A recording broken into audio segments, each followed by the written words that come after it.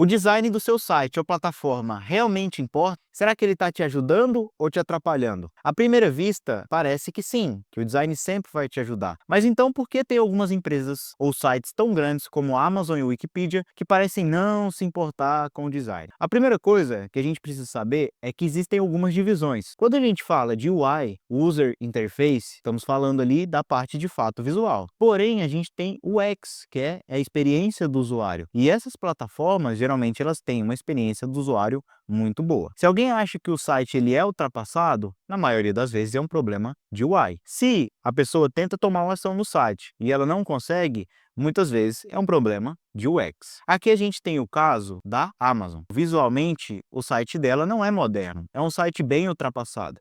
Existem vários estudos de caso que designers fizeram que deixaram o site da Amazon muito moderno. Porém, será que, apesar da interface parecer mais moderna, ele cumpre o papel dele? Será que a taxa de conversão do site da Amazon se manteria a mesma? Talvez não. Será que seria possível implementar essas interfaces mais bonitas que os designers geralmente fazem? Muitas das vezes, não. Até por isso eles não aplicam. Aqui a gente tem um exemplo da própria página de produto. Essa página tem uma taxa de conversão muito boa. Ela funciona. Será que se a gente mudasse ela para deixar mais estética, escondendo essa parte aqui das características do produto, a página ficaria mais bonita ou mais feia? Provavelmente mais bonita. Mas será que isso ajudaria para o propósito da empresa, que é aumentar a conversão deles? É muito provável que não. Aqui a gente tem o caso do Wikipedia. Tem alguns redesigns do Wikipedia que eles colocam, por exemplo, essas imagens aqui em toda a largura da tela. Isso fica muito bonito. Só que dos milhares ou milhões de artigos que tem no Wikipedia, será que seria possível fazer isso com todos? Será que não quebraria? Será que talvez mudar isso não faria o Wikipedia não parecer o Wikipedia e causaria estranheza nas pessoas? Então, quando se trata de experiência do usuário, eles cumprem um papel. Você entra no Wikipedia, consegue encontrar a informação desejada. Você entra na Amazon, encontra o produto e consegue comprar esse produto. Então ele está cumprindo o papel dele. Agora vamos para um caso que não é dessas empresas tão grandes, mas eu acredito que funcione muito bem. Esse aqui é um site de encanadores em Nova York. Esse site está na primeira página do Google. Esse site provavelmente recebe muito tráfego. Ele provavelmente consegue converter esse tráfego. Talvez da melhor forma possível, talvez não. Aqui ele teria muito espaço, sim, mas ele cumpre o papel dele. Então por que essas empresas, elas não mudam? E tem alguns motivos que eu trouxe aqui. O primeiro deles é a familiaridade dos usuários. Então as pessoas já estão acostumadas a navegar em sites como a Wikipedia, a Amazon, e você trocar ali algum fluxo, você trocar alguma coisa da UI também, pode prejudicar o hábito que essas pessoas têm. O segundo ponto aqui é perder a identidade da marca. Então hoje você entra na Amazon, você reconhece que é a Amazon. No Wikipedia também. Se eles fizessem uma mudança, e essa mudança modernizasse a plataforma, será que isso não causaria uma estranheza? Será que o pessoal poderia entrar e achar que aquilo ali é um golpe? Então, vale a pena fazer essa mudança? Eu acredito que eles avaliaram e viram que não vale a pena. Um caso recente que aconteceu, que não era de interface, mas foi a mudança do Itaú, que causou uma grande polêmica. Ou então, a mudança na Jaguar. Então você pode perder um pouco a identidade que você tem fazendo essas mudanças. Outro problema é que essas plataformas ou sites, eles já estão muito grandes. Então, no caso ali do exemplo do Wikipedia e da Amazon. E quando você já tem uma plataforma que funciona, ela é grande e tem uma responsabilidade de cada ação que você vai tomar, você não pode fazer uma alteração sem fazer um teste antes. Os botões, por exemplo, de um site, geralmente eles têm uma classe e um ID. Essa classe e esse ID, eles podem ser traqueados, então você pode colocar acionadores nele. Se você vai lá na Amazon, você troca um botão por outro botão e esse botão ele não tem as mesmas características do botão anterior, talvez eles percam o traqueamento de afiliados deles, de venda deles. Isso é um grande problema. Tudo bem que eu falei que é um problema básico, que talvez nem passaria pela equipe técnica deles. Porém, se você vai fazer isso e não tem uma equipe técnica, pode dar erro. Se você vai fazer isso e tem uma equipe técnica, essa equipe técnica tem um custo para se fazer essa modificação. E plataformas grandes têm um custo maior. Tem o problema também de reações negativas. O Itaú teve isso, a Jaguar teve isso, o Facebook teve isso, o Twitter teve isso. Eu trouxe até um exemplo aqui de que eles tentaram mudar algo que já funcionava e tiveram algumas pessoas reclamando daquilo.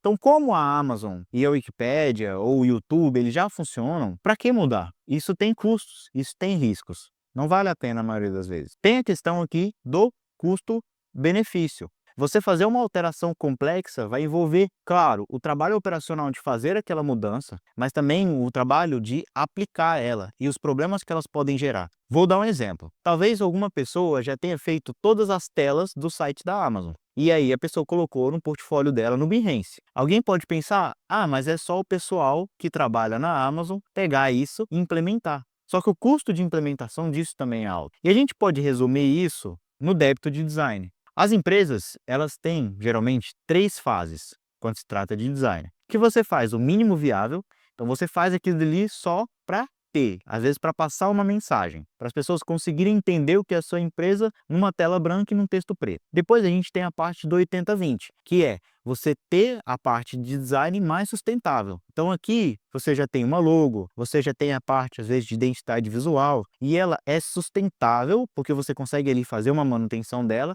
mas ela não é definitiva. E você tem a parte de solidificação. Então, quando você tem a parte de solidificação, vários elementos, eles já têm pré-definições de como eles devem ser, de como eles devem se comportar. E depois que você parte dessa fase de solidificação, você segue isso à risca.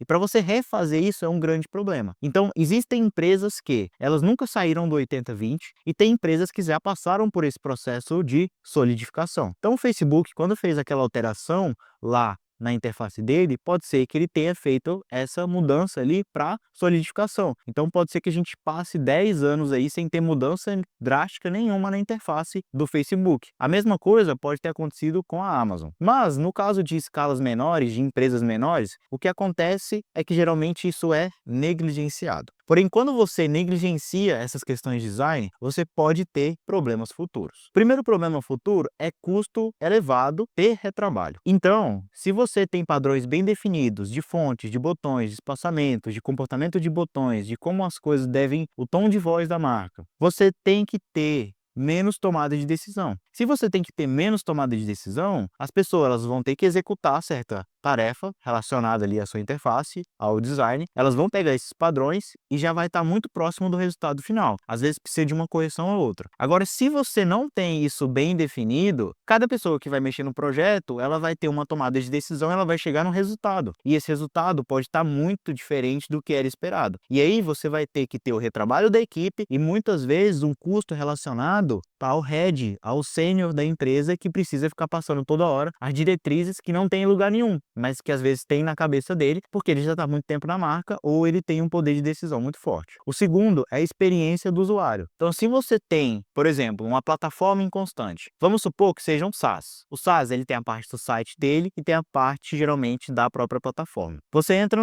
no site e teve uma experiência. Você entra na plataforma e ela está com um design totalmente diferente, outra experiência. Você vai para o aplicativo mobile e ele te traz outra experiência. Então, isso traz uma inconsistência. E a pessoa ela acaba tendo uma experiência ruim no geral com a sua marca. Tem um problema também relacionado à visão da marca. Quando a marca é pequena, as pessoas elas vão às vezes pela qualidade do que aquilo entrega. Só que quando a marca ela se torna maior, ela já vai competir com outras empresas que investem nisso também. E aí ela vai ficar numa concorrência que todas as empresas elas seguem um padrão e a sua não segue. Eu não falo aqui um padrão de todas serem iguais, mas quando se trata de design, tem coisas que às vezes as pessoas não conseguem explicar, mas que têm significados por trás. Por exemplo, hierarquia de títulos. Então, em hierarquia de títulos, quem é leigo não consegue entender a diferença. Por que tem um título em negrito e por que tem um título que não está em negrito? Por que tem uma fonte que é 40 pixels ou por que tem uma fonte que tem 32 pixels? Os espaçamentos. Por que os espaçamentos são 100 pixels de um para o outro e de 80, às vezes, do título até a seção? Então, esses padrões, eles tornam as coisas mais harmônicas, eles deixam o trabalho inteiro com uma cara profissional, porque todas as empresas que estão concorrendo no nível maior, elas já investiram nisso porque sabem a importância disso. Então, quando você tem inconsistência, você acaba passando falta de profissionalismo. Parece que é sempre aquela empresa que está crescendo, está tentando ali crescer, mas ela ainda não conseguiu um dinheiro para investir em design e desenvolvimento. Ela não conseguiu investir no próprio produto dela. Isso passa uma falta de profissionalismo. E lembrando que muitas vezes as pessoas elas não sabem explicar porque elas acham que aquilo ali é um problema. Mas às vezes é o alinhamento que está errado, são as ilustrações, é como o texto está posicionado. Esses problemas causam desconforto nas pessoas. pessoas. E tem o último, que é a diminuição de produtividade. Então, se as pessoas elas têm que tomar decisões, às vezes simples, como por exemplo, qual é o espaçamento de uma seção, qual que é a cor que deve ser utilizada, qual que é o status do botão, qual que é o tamanho de um texto, isso causa problemas de produtividade, porque a pessoa toda hora tem que ter uma tomada de decisão. Se foi proposto para ela fazer o desenvolvimento de uma nova funcionalidade, ela vai ter que pensar de novo como que vai ser o UI daquela funcionalidade. Ela não vai ter que só, entre muitas aspas, implementar a funcionalidade. Então esse é outro problema. E quando você vai postergando isso aqui, as coisas vão ficando mais complexas, se torna cada vez mais difícil você arrumar, porque antes você tinha que arrumar a base para todas as coisas já saírem no mesmo padrão. Agora você tem que ver tudo que foi produzido, encontrar como que você pode transformar isso numa base, ou então fazer a base e produzir tudo de novo. O que pode ser o caso, por exemplo, do Wikipedia. Se você está começando uma empresa, você não vai se preocupar em fazer tudo o que necessita no design. Você vai se preocupar em trazer uma boa experiência para o usuário. No começo de uma empresa, muitas vezes isso é a pessoa conseguir executar uma ação, ou então conseguir ler o que a tua empresa faz, quais produtos você entrega. Então, bem no começo, hoje, está simples de fazer com IA. Então, hoje é possível você usar ferramentas de IA para fazer algo que é legível, para fazer algo que as pessoas entendem. O seu site ou plataforma ele tem que